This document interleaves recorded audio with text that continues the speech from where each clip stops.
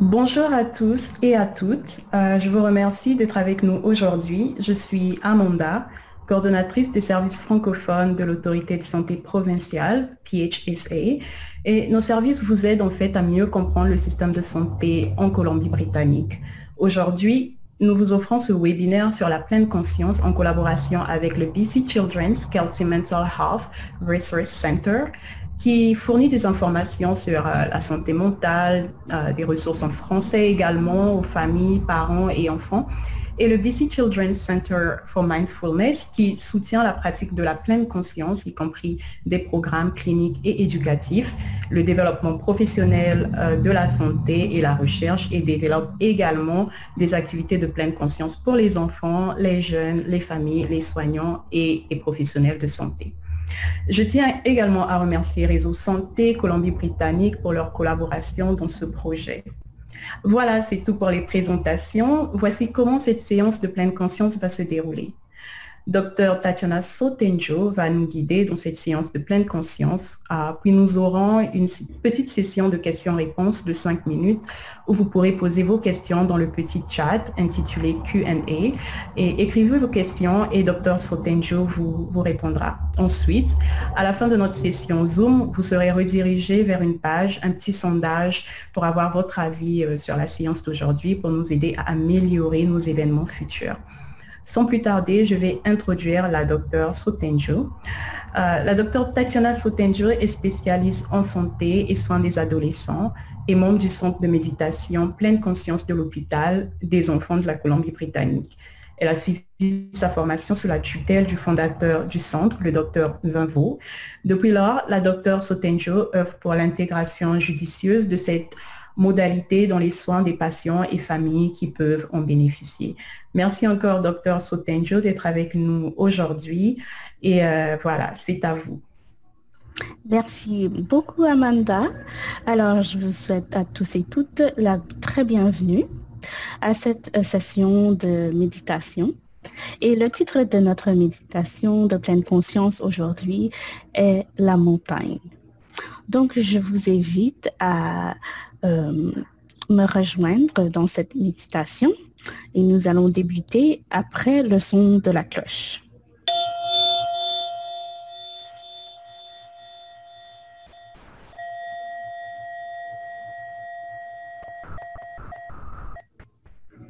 Bon, voilà.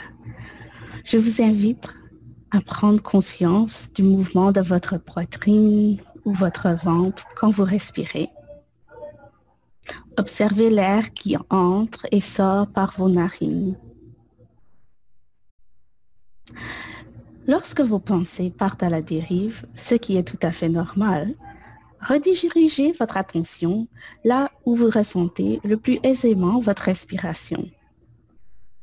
Pour certains d'entre nous, il s'agit des narines. Pour d'autres, c'est au niveau de la poitrine ou encore au niveau de l'abdomen. Au cours de la pratique de la méditation, nous avons beaucoup à apprendre au sujet de la montagne. En effet, la plupart des cultures du monde, les sages et les philosophes y retrouvent refuge pour approfondir leurs connaissances dans la solitude de la montagne. Effectivement, la montagne incarne à la fois l'harmonie, la stabilité et la résilience.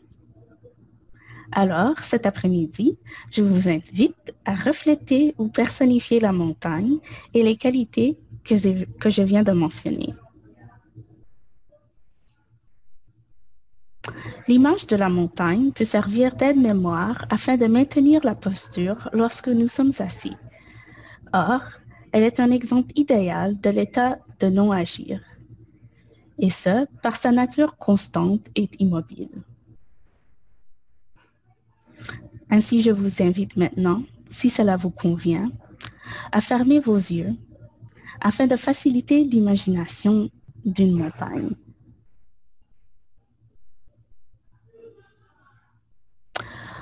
Donc, cette montagne peut être une montagne que vous avez déjà visitée ou purement imaginaire.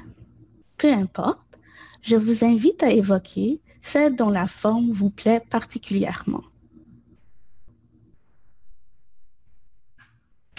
Concentrez-vous sur l'image de cette montagne en observant sa forme, sa fondation, les endroits où elle émerge du sol, ses pentes et peut-être même sa végétation.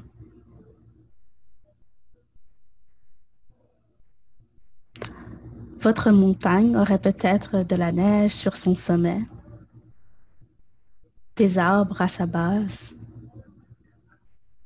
Elle serait formée d'une seule cime prominente ou bien d'une série de cimes ou plusieurs plateaux.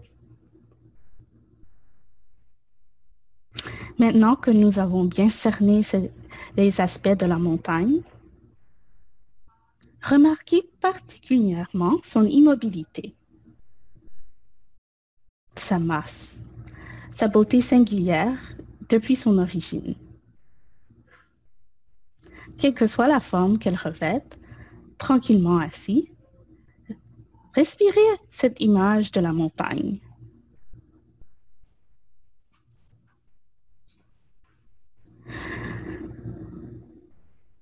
Si vos pensées sont parties à la dérive, redirigez-les tout doucement pour vous concentrer sur votre respiration.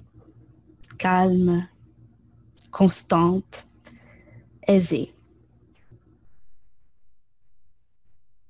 Quand vous vous sentirez prêt, essayez de faire entrer la montagne dans votre corps.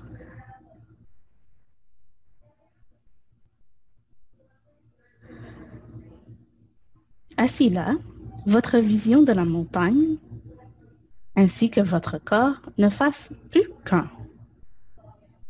Votre tête, le sommet, vos épaules et vos bras, les pentes, et le bas du corps qui forme la base solidement ancrée, soit sur votre coussin ou votre chaise.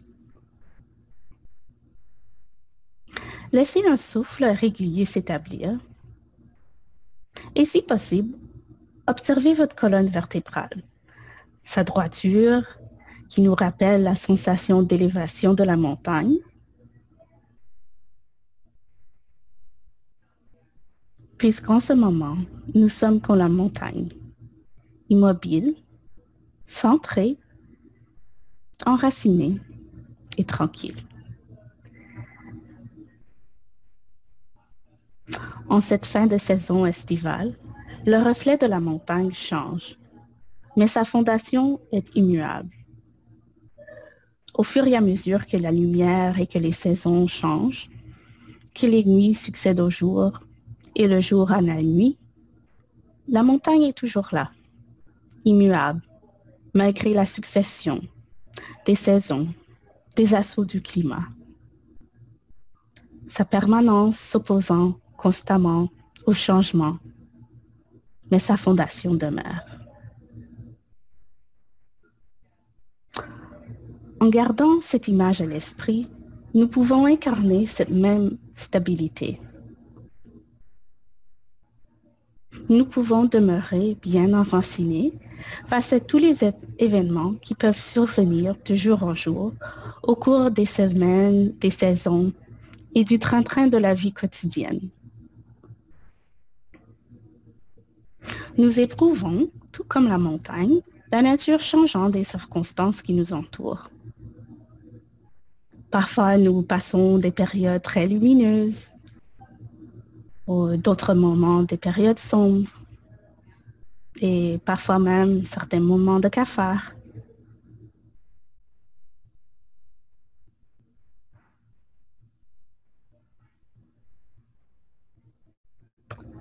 Et en devenant montagne, pendant la méditation, nous adoptons la force et la stabilité.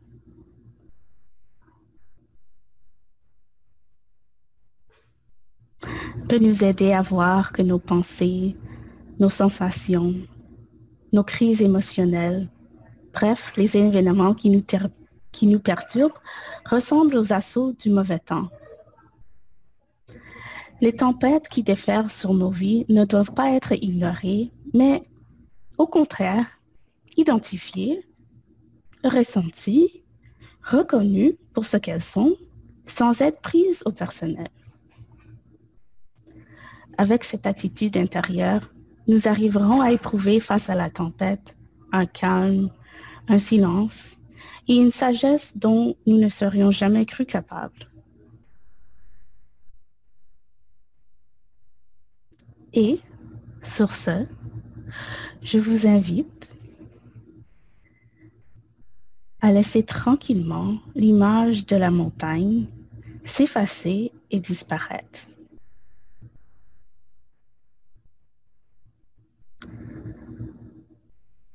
Et lorsque vous serez prêt, vous pourrez ouvrir tout doucement les yeux.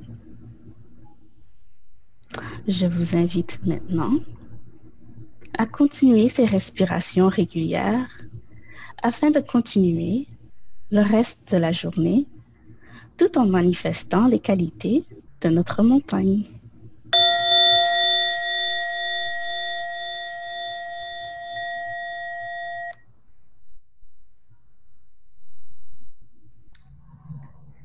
Merci beaucoup, Dr. Sotenjo, pour cette magnifique séance de détente et de méditation de pleine conscience. Nous vous remercions beaucoup. Nous allons maintenant passer à notre Q&A. Comme on l'a déjà dit, s'il y a des questions, Dr. Sotenjo se fera un plaisir d'y répondre. Et donc, voilà. J'ai une première question pour Dr. Sotenjo. Comment est-ce qu'on peut introduire la pleine conscience aux jeunes enfants d'après vous? Oui, merci Amanda. C'est une très bonne question. En fait, il suffit de trouver des moments dans la journée qui sont très familiers aux enfants déjà. Donc, ça peut être l'heure du petit-déj, ça peut être le soir avant de se préparer pour le sommeil et l'intégrer dans une activité qui lui est très familier. Comme par exemple, plusieurs parents m'ont dit que c'est très facile d'intégrer peut-être une méditation de pleine conscience sur un morceau de musique qui n'a pas de paroles, juste avant le sommeil. Parfait. Et pour la deuxième question, vous êtes une spécialiste de la santé, et vous êtes probablement très occupée. Et on a aussi des parents et des familles qui sont très occupés. Qu'est-ce que vous faites particulièrement pour inclure d'abord la pleine conscience dans votre quotidien et qu'est-ce que vous pourriez conseiller aux parents ayant un emploi du temps très chargé? Oui, alors, comme nous sommes tellement choyés ici en Colombie-Britannique d'avoir plein d'activités en plein air, c'est vraiment, lorsque je me déplace d'un endroit à l'autre, j'aime toujours repérer les endroits à l'horizon, là où je peux observer une montagne ou observer un arbre ou quelconque élément de la nature qui est très stable. Alors comme ça que je me retrouve dans la voiture ou je chemine à pied, j'essaie de trouver le temps, même si c'est quelques secondes, pour retrouver un élément de la nature qui est stable, là où je me retrouve. Parfait. Et une autre question, est-ce qu'il y a des livres sur la pleine conscience que vous recommanderiez? Ah bah oui, il y a plusieurs livres et nous sommes en fait assez choyés qu'il y a de plus en plus de livres francophones. Effectivement, il y a l'auteur de Wolf qui a des titres qui sont pour les ados et aussi pour les enfants, dont le titre sont J'apprends à méditer avec Magalhães Le Lutin et ainsi que aider son ado grâce à la méditation.